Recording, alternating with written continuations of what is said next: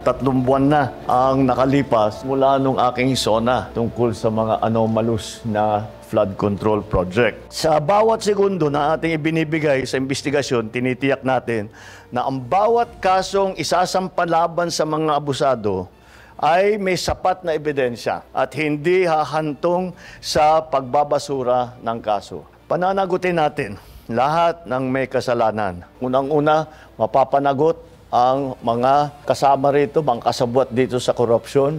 Pangalawa, maibabawi ng gobyerno ng pera na ninakaw nila.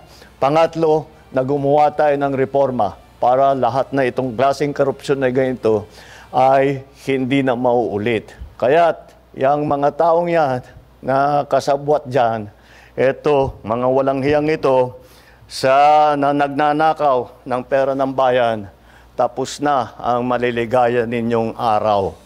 Hahabulin na namin kayo.